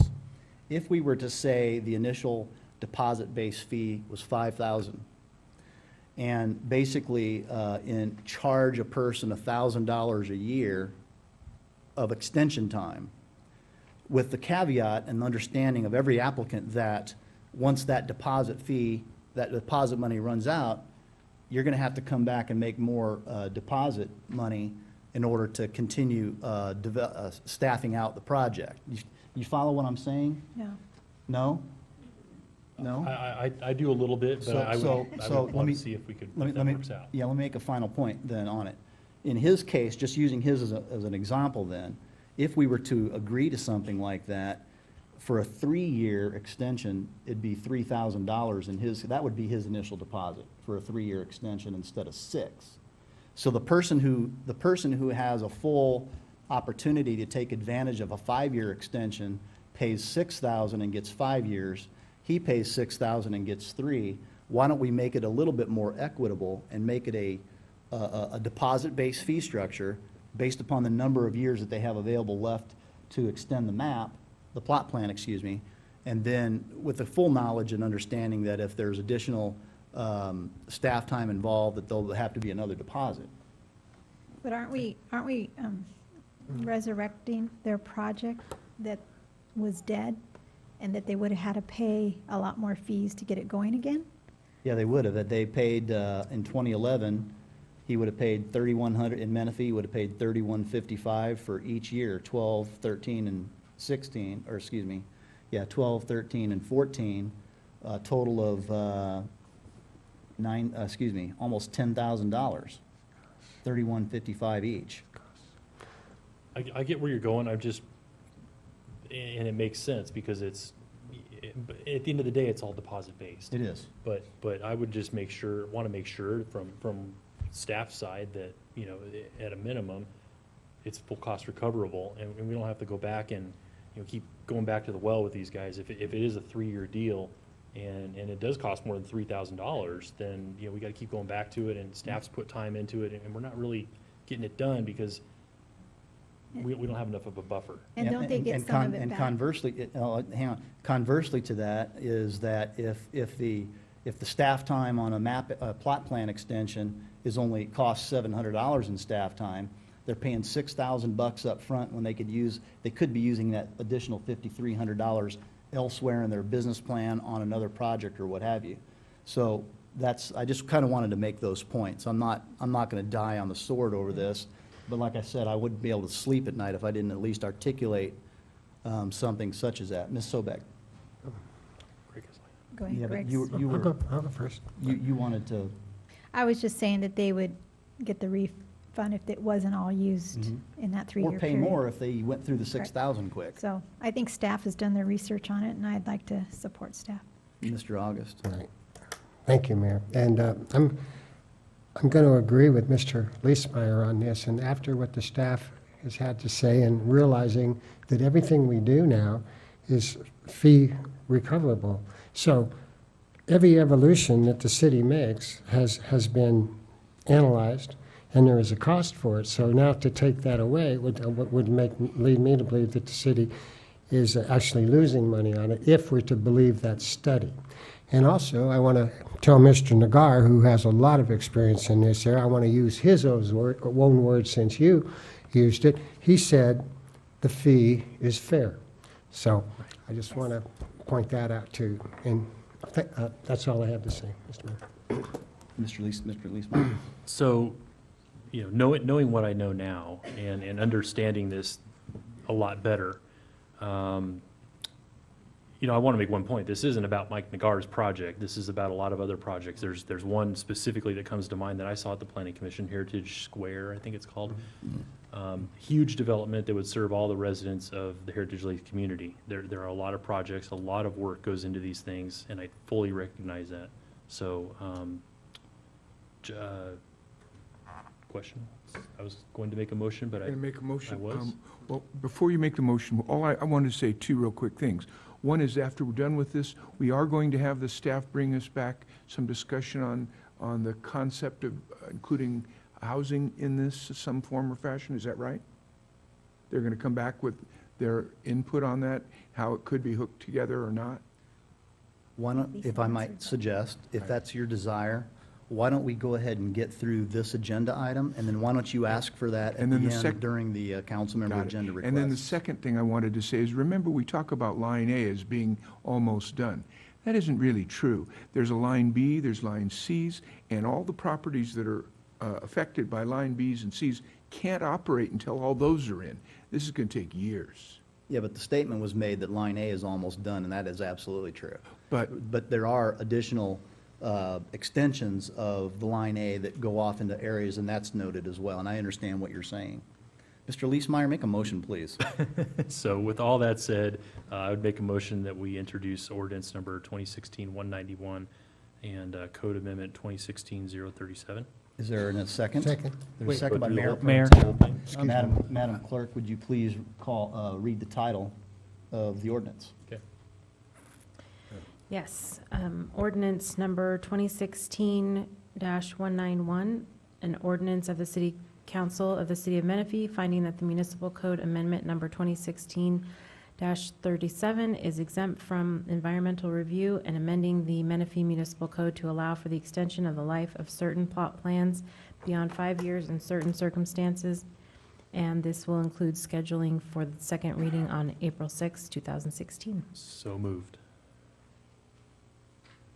Would you like to reiterate your second? A second, sir. Roll call vote, please. Councilmember Sobek? Aye. Councilmember Denver? Mayor Pro Tem August? Aye. Councilmember Leesmeyer? Aye. Mayor Mann? Aye. That motion carries unanimously. Is there a motion to adopt resolution number 16-501 as presented? Second. We have a motion and a second. Roll call vote, please. Councilmember Denver? Mayor Pro Tem August? Councilmember Leesmeyer?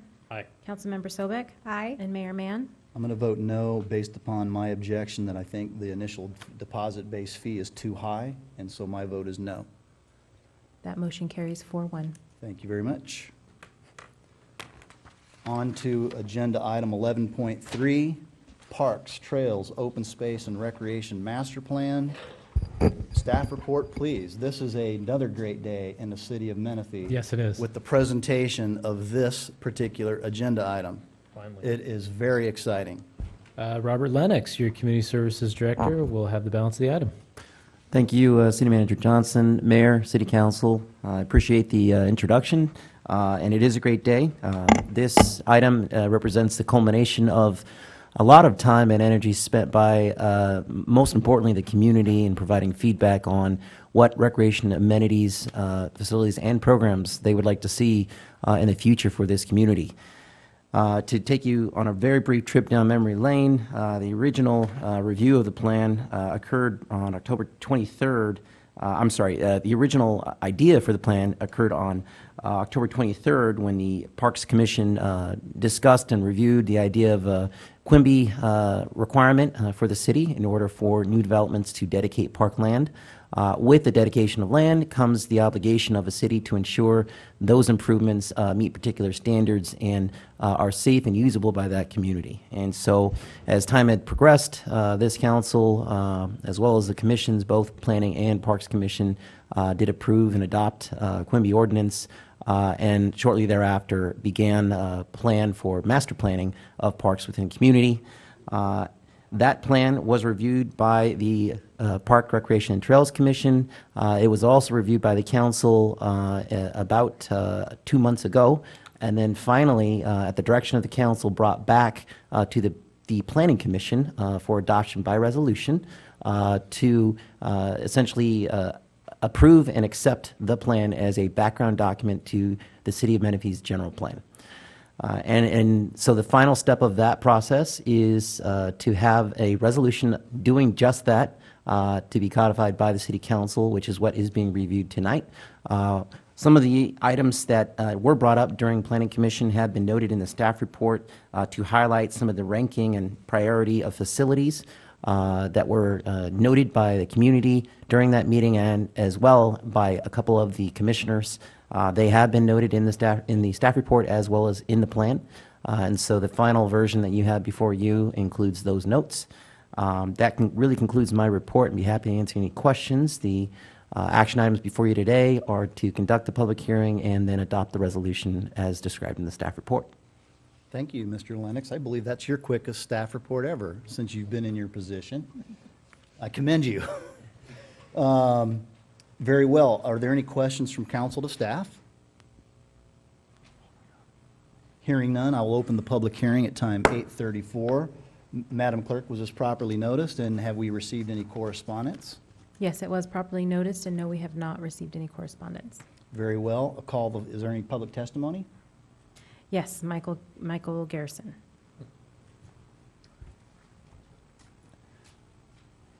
I would be willing to bet that Mr. Garrison is going to reference page 128 of the study. Good evening again. I am still Michael Garrison, and I still represent the Riverside BIA. In all honesty, I had an opportunity to go over this briefly. First of all, it's an exciting plan. Okay, it really is. And for what the vision and the future of the city is and how this plays into it, I think you're going to get those college graduates moving here that you want, because there's a certain, the way the city, the trajectory it's on, it's obviously, it's moving in the right direction. The component that obviously jumped at me at first glance was the part where it talks about DIF fees for parks in the neighborhood of $7,285 with addition. Obviously, I'll just look at what happened in Hirupa on Monday. Developers are moving out now because of a hasty decision that was made to enhance fees by $10,000 per unit. So this type of enhancement on single detached units, I don't need to preach to the choir that that kind of jump up to, for just park fees, to $7,285 or whatever it says in that chart. That obviously is I know we're a long ways off from that, but that even as a proposed point of consideration, that's something that I look forward to in the months ahead, working with everyone on your phenomenal staff, who, by the way, are always there to answer every question I ever have. So I really appreciate that. I do look forward to working out a way ahead with that. Understand, of course, that I hope that number is as much of a red flag for everyone on this day as it is for us in our community, as it should be. With that being said, the vision that plan lays out, I think most people of common sense would agree that it's a positive thing, and the way this city is going to continue to grow and continue to look, and its attractiveness to people to move here, those are all the right things, as long as we understand that kind of fee per unit is something that you're not going to get much support from, obviously, from a building standpoint. And again, I always make myself available to you the way your staff has been available to me, and I look forward to planning the way ahead and working with you. Thank you very much for your time. Yeah, question. Mr. Garrison, I think I can ask you. Yeah, public hearing. Thank you for those comments from the BIA. And I have kind of dumb question, but why wouldn't the BIA want a nice park for the people they're selling their houses to? Oh, they absolutely would. Matter of fact, we understand that when you're building a community, let's say you're building a development, that for every given amount of homes that you're going to build, you have to build a park area and you have to build a green space. Mm-hmm. And we're all on board with that. It's where you start. For instance, there's two components to it that we consider when you're looking at an overall enhancement to the community. New development legally could only fund a portion of that. If it's a community, if it's a park that's going to benefit other aspects of the community, that cost has to be shared. Okay, that's an argument that, again, maybe it's philosophical, but with new developments, for every certain amount of homes, routinely development agreements for every certain amount of homes, every certain amount of acres, whatever, you're going to build a certain amount of green space. Mm-hmm. We are absolutely I'm yet to meet anyone that I work with that says, no, we don't want a park. No, we don't want a nice community. No. I'm yet to meet anyone like that personally. Maybe you've had that experience, I swear. No. But a park can be more than just a green space, right? Sure, absolutely. It can have a lot of amenities in it as well, absolutely. Right? And you want the best amenities you possibly can for, not you, but the people you work for, correct? Sure. Oh, and me personally. I only live a few minutes away. Okay. So anyway, the city comes by and says, we want a nice park for the people that move into the city, and they say, this is what we need for the nice park, and I don't understand why BIA would have a problem with that. And I understand. So okay. Taking away the philosophy of it all, let's look at it from a dollar and cents perspective. Mm-hmm. Right now, I don't have the exact numbers for Menifee, and excuse me because I don't, but I'll speak for some of your neighboring cities. Mm-hmm. The average for a door for any developer, and this is regardless, I don't care if it's the biggest developer on the planet or if it's an independent developer who only owns a few plots, wants to build 6 homes. The average cost to develop on that land is anywhere from $52,000 to $67,000. I'm sorry, $52,000 to $67,000 per door. So that's before they even turn dirt. You're already giving your, I won't use nasty words, but you're giving your tithing to the government or to your local community. That's a lot of money. I don't care who you are. That amount of money. Now, no one's going to absorb that amount of money. So that ultimately falls back on the home buyer. So now you have a home that maybe you can sell for, and I'm just going to throw out just round numbers. So you have a home that you would like to be able to sell, or you have a tract of homes you want to sell for, $300,000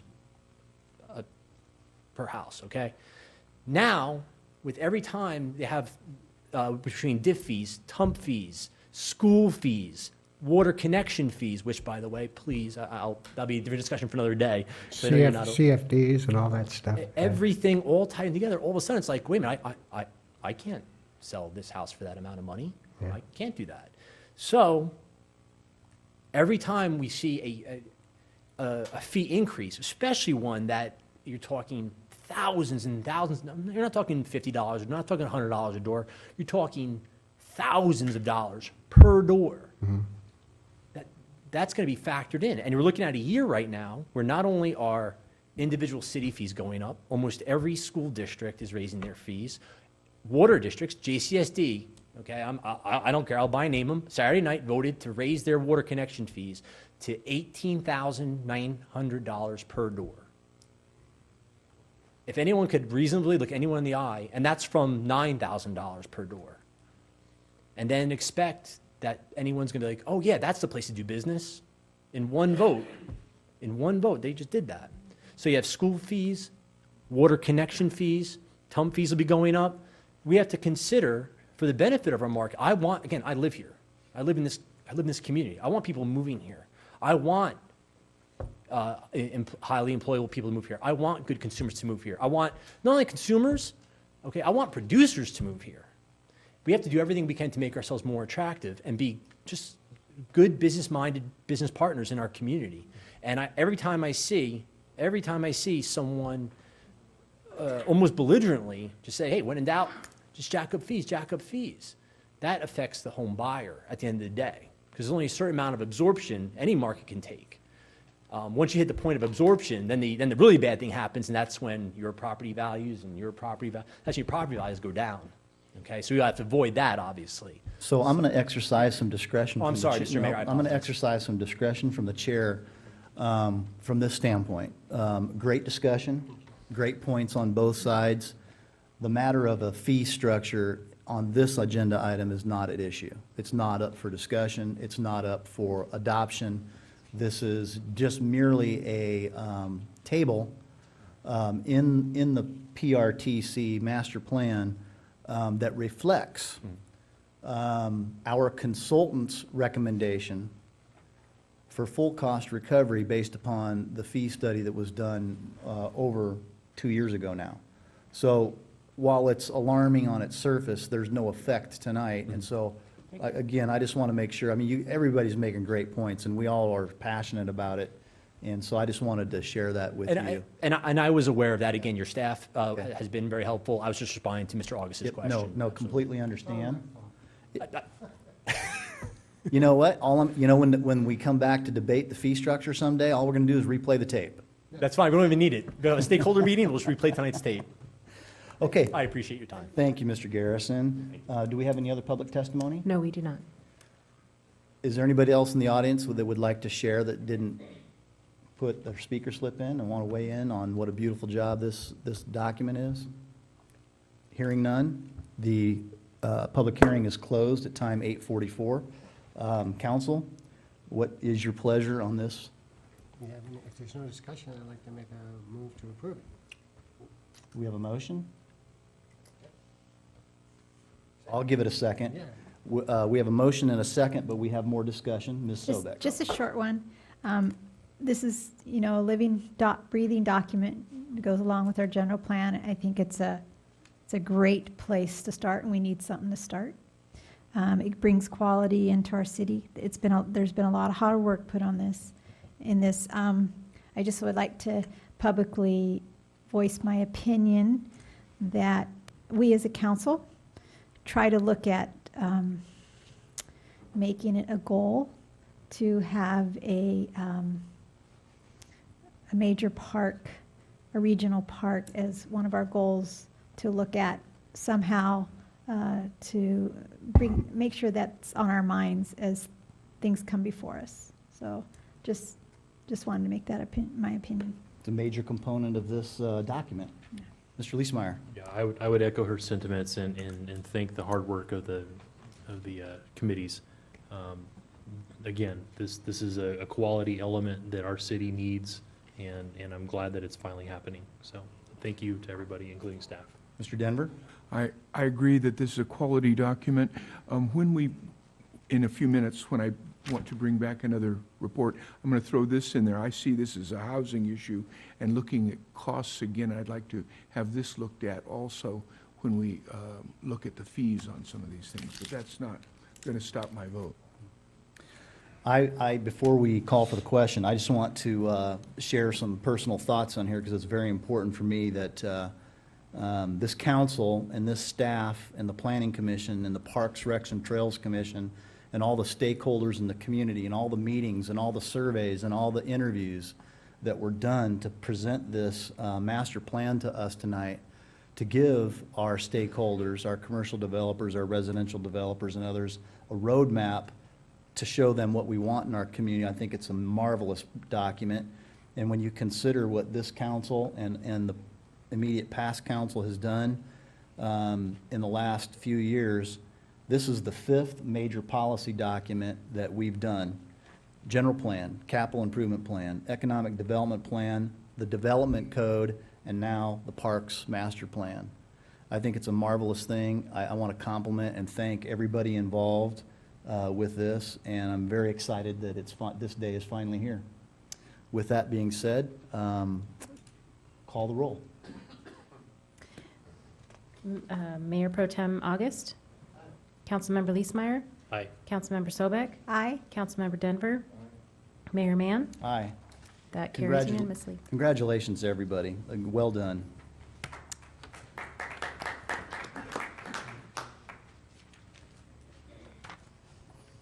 Oh, yeah, thank you. Discussion item 12.1. I asked Mr. August if he would agree to put this on the agenda. And maybe, let me just unveil it, I guess, and then we can maybe marinate on it and bring it back another time for the sake of the evening. But Mr. August, at a previous council meeting, this is in reference to public recognition and giving input to other elected bodies and even maybe within the lifelines of the city someday. Mr. August had made a comment about possibly using the Menifee Citizens Advisory Committee as a conduit for us and others to make nominations for awards when they come about. And I had shared with staff to share with the council for tonight just some ideas on paper about how we might implement such a thing. And it's just for discussion, really. My idea was to maybe designate a staff, if we go down this road. Again, it's not a decision that we're going to make tonight in terms of how it's actually going to be, but whether or not to move forward on something such as this. Designate a staff member to take nominations from the community. Nominations could be made by a council member, resident, staff, or community group. The designated staff member then compiles those nominees based upon a published deadline. The designated staff member would convene the Menifee Citizens Advisory Committee to review nominations and make the selection. And upon selection, the designated staff member would then notify the awarding authority of Menifee's input. And in this way, it kind of keeps it off the council dais. It gives it into an already standing committee that we've already formed, and it's a mechanism that may be worth of your consideration as one way that we could do this, should you desire to do this in the future. So that was my brief staff report, such as it is. I think it's a great idea. Well, thank you, Mr. August. It was my idea. It was your No. idea. No, I like to hear what the council has to say on this. And again, I understand the difficulty of the way this was put forth to the city council. And it's not, I agree that it should go to the MCAC. Okay, I think that's probably the best way to do it, and I would be free to nominate anybody I want to the MCAC. Of course, I wouldn't want to put any pressure on them to do it, so they would be able to do it. Of course not in that. Any I don't, why don't we just adopt that tonight? Well, we can't.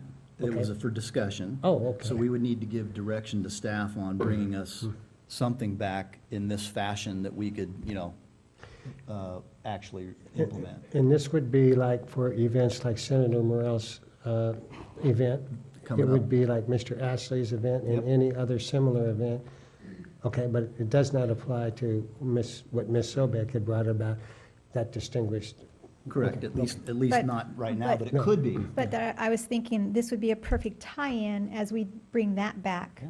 for discussion, the decorum policy on how we're going to handle that, and my idea of a Menifee Distinguished Citizen Award. This is a perfect tie-in that we could all discuss that together. I agree. And I do want to point out to the people in the audience that you wrote a beautifully written recommendation for something, and I kind of forgot what it was, but it was that proclamations and awards and how we distinguish between a proclamation and just a citation and things like that. So and I tell you, that was very much appreciated. Did we ever? No, that's coming back. That's coming back. That's It's a coming back. Yeah. suggestion. Okay, so that was very nice. So Thank you. anyway, whatever we want to do. And we could, we could put the Citizens Award into that process. Right. Or we could put it into this process. Either way would work, Right. whichever the council wants. Mr. Denver? I like this idea. The only problem I have with it is that when we're talking about costs today, I'd hate to give any significant more work to another employee.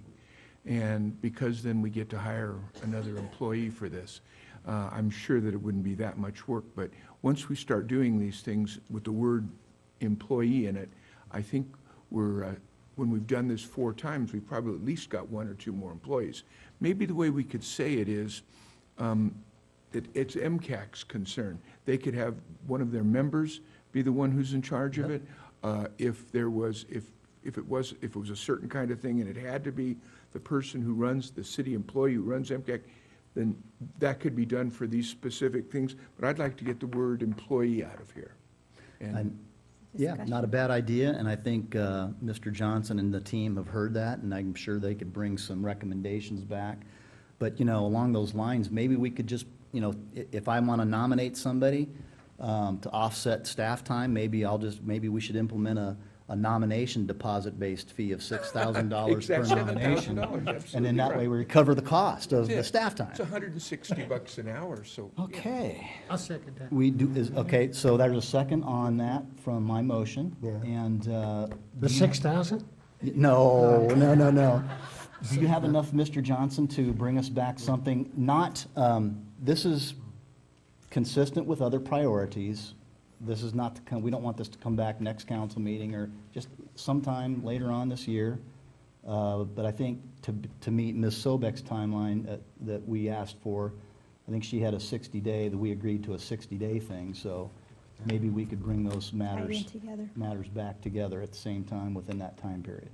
Yes. Thank you very much, Mr. Johnson. All right. Thanks, gang. On to city attorney reports. No reports this evening, Mayor. Thank you, Mr. Melching. City manager reports. Thank you, Mr. Mayor, members of council. We do have an update from Community Services. Robert Lennox will have the balance of that item. Thank you, City Manager Johnson. In the spirit of the last item, I'll keep this brief and hopefully some good news for you guys to see. I think we lost the display. There we go. Thank you. They tried that on Mr. Trump, too, once. Just a few things to highlight, special events that are coming up. One this weekend, park and landscape maintenance, some capital improvements, and then the progress of our recreation classes and activities. The dates, though, in question coming up, so you can mark your calendars. This weekend on Saturday, the 19th, is Springfest at La Ladera Park at 10 a.m.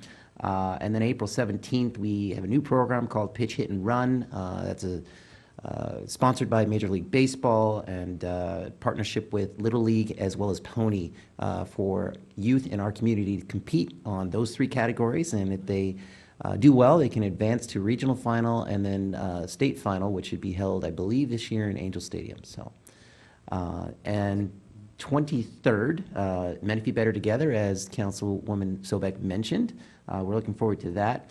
And May 23rd, a senior health fair at the Senior K San Acero Senior Center. And then the 30th of May, Memorial Day ceremony at Wheatfield Park, the annual activity that we do there. Some flyers that you may have seen out and about that are highlighting these events. I won't spend too much time on these as they've been in circulation for a little while. Just briefly, the progress of our park maintenance crew. We are currently on the month, February, at 98% completion on our work orders, which is great, and then 98% completion for the year so far.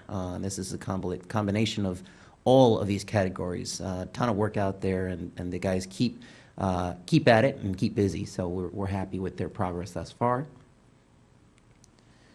Some of the other items that they've been working on this past weekend, a big thank you to City Serve, which is essentially a group of 3 ministries from Murrieta, Menifee, and Temecula areas that go out and do community service projects. Last weekend they did provide some rehab services for Lau Marsh Park and getting it ready for repainting. Those shelters are in severe need of some resurfacing, as well as the Cub Scout Pack of 374 who helped plant about 650 plants at the sports park and Rancho Ramona Park. So we're very happy about that. It happened on Saturday and Sunday, and I believe they're continuing some work on the upcoming weekends as soon as they're available. So they got rained out one of the days. Updates on some of the progress we've made on projects that you've been mentioning during these meetings, and the community has as well. Skate Park has received its flat bar all the way around to prevent some of our eager skaters from getting in there after hours by bending the bars. The top rail of that to extend the height will be installed starting next week, as well as the time lock swing gate, which is on order and will come in shortly. Internet installation will occur next week at the skate park, which will allow those cameras to be able to be viewed essentially from any city computer at any time. And then we did start the bidding process for engineering the pad for the restroom closer to the skate park, so it's a little more convenient for our skaters to use. And then we're looking to complete everything with the exception of the restroom by the middle of April. Sun City Boulevard median, we do have the plans into EMWD. It's been in for pushing on 3 weeks now. Their typical turnaround is 2 weeks, so we are following up with them to try to determine when that will come back out. And when it does, the contractors lined up to do that installation. It's about a 3 to 4 week build. Weather permitting, it could be even less. Typically, these are much quicker. Let's see, I'm sorry, that's not skate park. Other improvements, facility upgrades that we've been doing, fence improvements at KC and Spirit Park, a lot of tree work that's been deferred for a long time in the various parks, monument sign branding that we completed. If you go around to the parks, you'll see this now. New city logo, all signs, concrete signs have been graffiti coated and repainted, so a nice fresh look for the parks. And then we did some playground resealing through warranty coverage at Spirit Park and the sports park. Some of the surface was starting to granulate, and then been ordering various site furnishings for all of our older parks. So they'll be getting updated shortly.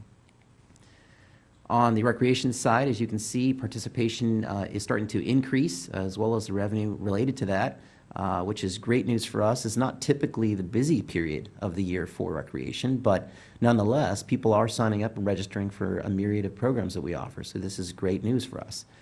Usually our spike is in the summer, so this is wonderful news for us. And that concludes my report. Mr. Leesmeyer. Robert, thank you very much for that update.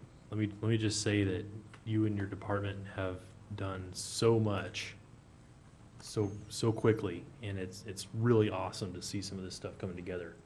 I'm really proud. Thank you. Ms. Sobek?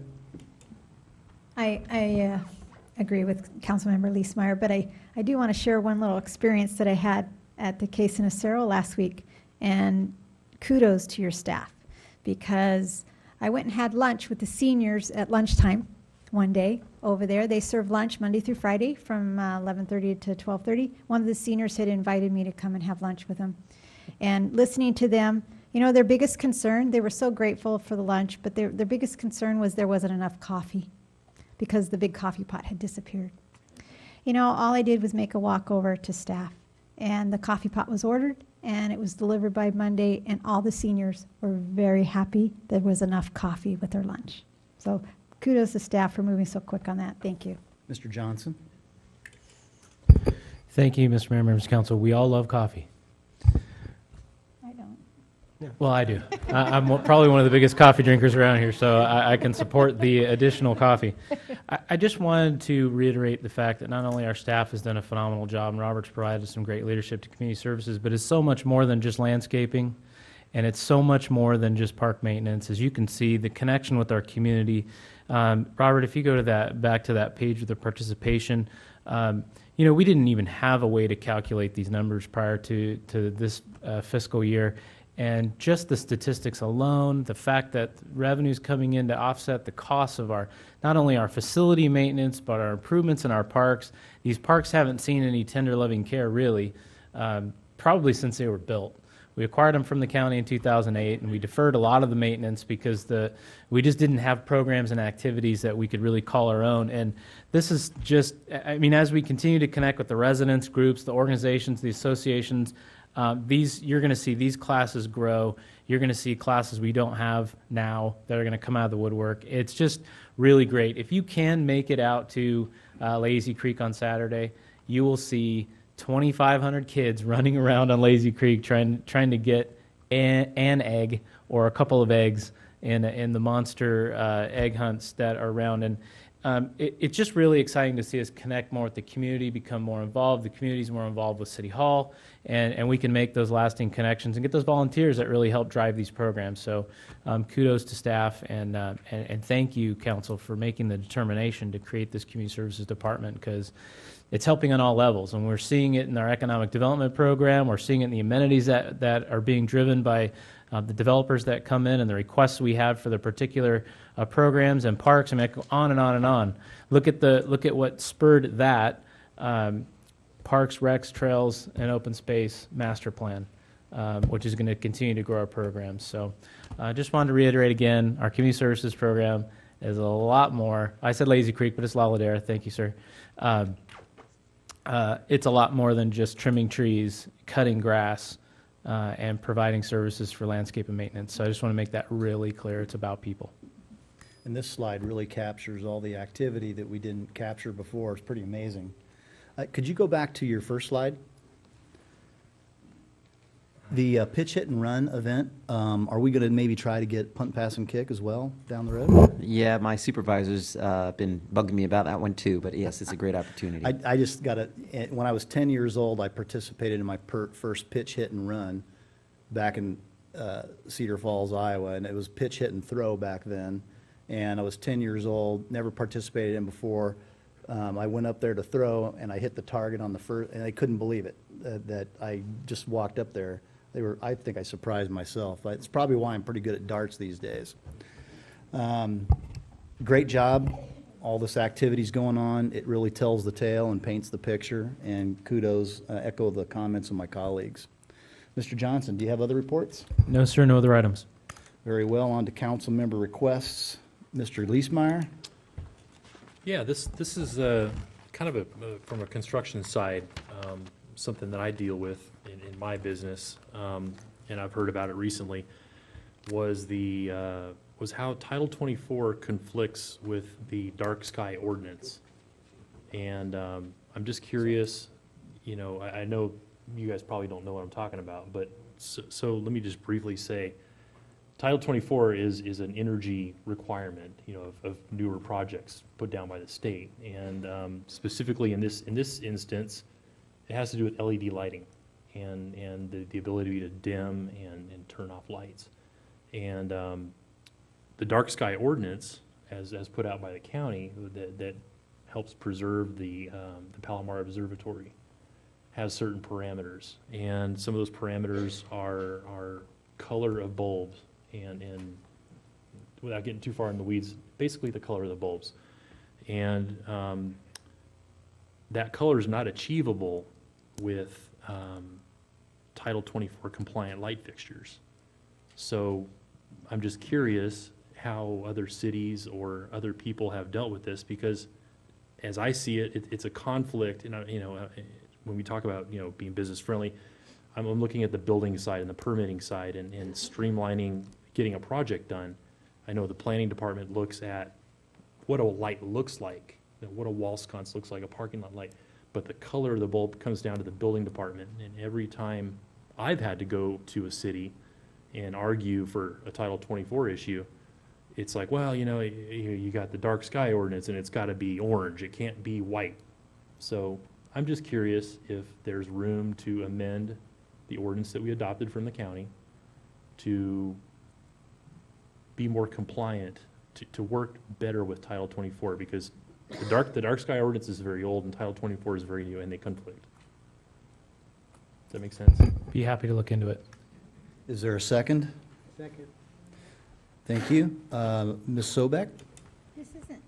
This isn't an item to, Mayor, I hope this is okay that I say this at the end. It's not okay, it's not something I'm wanting to add to the agenda for future, but it was brought to my attention before the meeting tonight as I stepped out quickly that our past mayor and council member Wallace Edgerton, his wife, is very ill and in the hospital at this time. So we keep Ms. Edgerton in our thoughts and prayers as she recovers from the ailments that we cannot disclose publicly. Mr. Denver? This would be the time when I'll just be very brief and say I'd like to bring back the housing into the ordinance we discussed, and also the costs of the difference in what we were charging for parks before the second ordinance and what we're talking now. Just discuss those things having to do with housing. And I'd like to propose that it comes back with, say, within 2 months, sort of keeping with that timeline so that it doesn't take out something more important, but yet get done in a couple of months at least. I'll give you a second on the resolution review for the fee structure for the signage ordinance. Is there a second on the residential component of the, okay. And so, consistent with staff's workload and other priorities, bring those back on your timeline. Any other agenda item requests or comments from council? Hearing none, great meeting, everybody. Thank you all very much. We are adjourned.